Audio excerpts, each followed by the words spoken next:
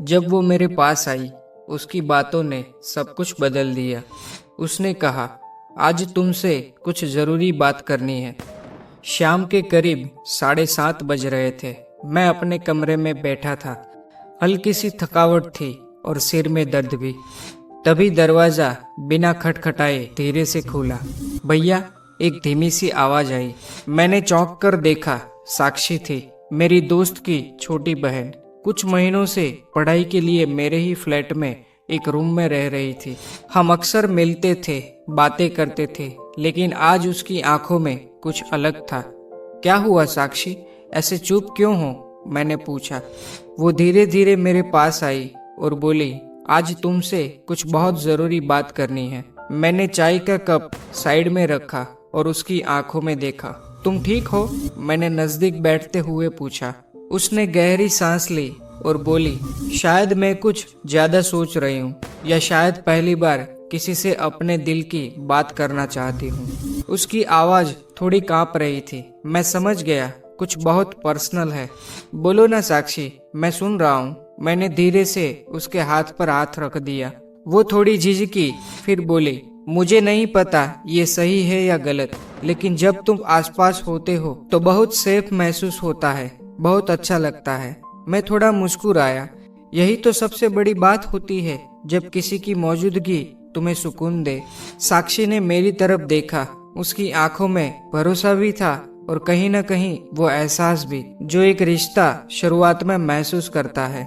कभी कभी लगता है कि तुम्हें ये सब कह देना चाहिए था पहले ही, उसने धीरे से कहा। और अब कह रही हो तो क्या मैं कुछ कह सकता हूँ? मैंने थोड़ी शरारत से कहा। वो हंस दी और वही हंसी मेरे दिल में उतर गई।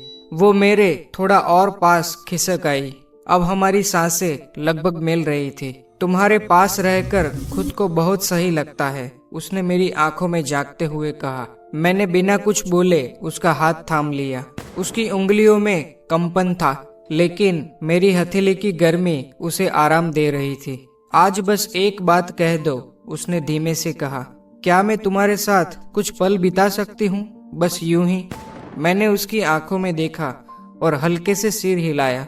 वो मेरे कंधे पर सिर रखकर बोली, आज की शाम सिर्फ अपनी लगे, किसी और की नहीं। कमरे की लाइट धीमी थी। बाहर हल्की बारिश होने लगी थी।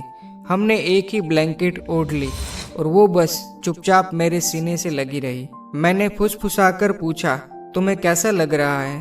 उसका जवाब था जैसे सारी उलझनें सुलझ गई हो। मैंने पूछा, और अगर मैं कहूँ ये हर शाम ऐसी ही हो? उसने मेरी दिल की धड़कनों को सुनते हुए कहा, तो मैं हर शाम तुम्हारे पास होना चाहूंगी। कुछ पल बाद साक्षी ने मेरी शर्ट की कॉलर हल्के से थामी और बोली, मुझे कोई परवाह नहीं अब, मैं बस अपने दिल की सुनना चाहती हूँ। मैंने उसका माथा चूमा। तो सुनो, ये दिल अब तुम्हारे साथ ही धड़केगा। वो मुस्कुराई और वो मुस्कान जैसे सारी रात के लिए काफी थी। हमने कोई जल्दबाजी नहीं की, बस हर पलों को धीरे धीरे जिया। उसकी हर सांस, मेरी हर नजर, बस उस रात एक एहसास बन गया। सुबह की पहली रोशनी जब कमरे में आई, वो अब भी मेरे पास थी। कल से ये हर सुबह ऐसी ही हो सकती है, उसने पूछा। मैंने उसका हाथ थामा और कहा, अगर तुम चाहो तो ये जिंदगी भी ऐसी ही हो सकती है।